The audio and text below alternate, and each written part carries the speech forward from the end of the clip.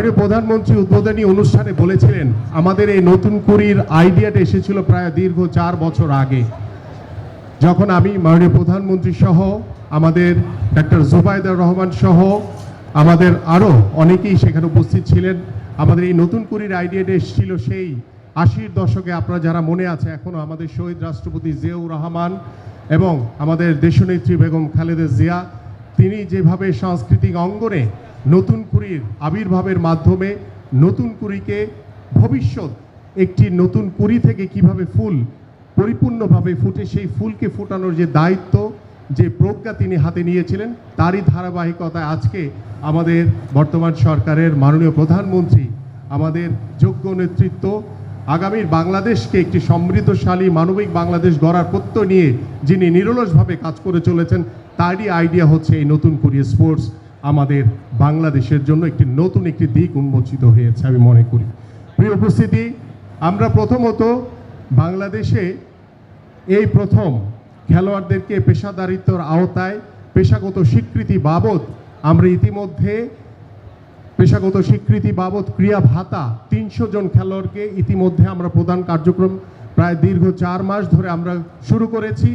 পাশাপাশি আমরা আগামীতে আরও 200 জন ক্রীড়াবিদকে আমরা এখানে ইনক্লুডিং করে 500 জন ক্রীড়াবিদকে আমরা বেতন কাঠামোর আওতায় ক্রীড়া ভাতা প্রদান এবং ক্রীড়া কার্ড প্রদান কার্যক্রম আমাদের চলমান থাকবে। এবং এর মধ্য দিয়ে আমরা চাই যে খেলোয়াড়দের যে পেশাদারিত্বর যে মনোভাব, সেটা যাতে আমরা প্রতিষ্ঠিত করতে পারি।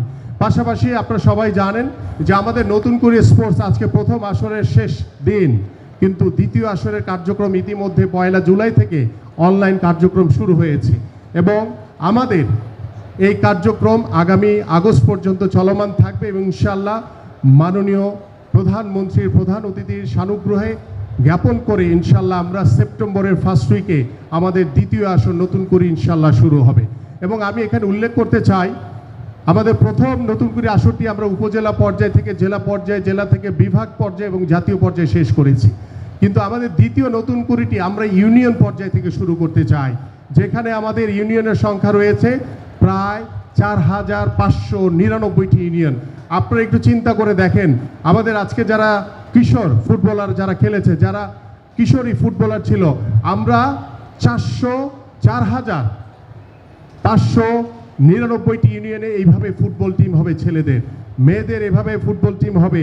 ঠিক এইভাবে আমরা 8টি ইভেন্ট আমাদের প্রথম আসরে ছিল, আরও 2টি ইভেন্ট আমরা ভলিবল এবং টেবিল টেনিসকে ইনক্লুডিং করে আমরা মোট 10টি ইভেন্টকে আমরা আগামী দ্বিতীয় আসর থেকে ইনশাআল্লাহ কার্যক্রম শুরু করব।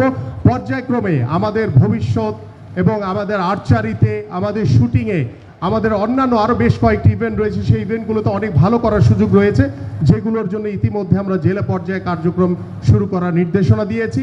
পাশাপাশি আজকের যারা প্রতিভাবান খেলোয়াড় এদেরকে এবং এখানে যারা 310 জনের মতো যারা পুরস্কৃত হয়েছে, তাদেরকে আমরা বিকেএসপিতে 2 মাস ট্রেনিং করিয়ে তাদের ভিতর থেকে বাছাই করে যারা প্রতিভাবান খেলোয়াড় আরও জিস্ট, তাদেরকে আমরা বের করে নিয়ে এসে আমরা তাদেরকে সরকারি খরচে আমরা তাদেরকে বিকেএসপিতে ভর্তি করাবো।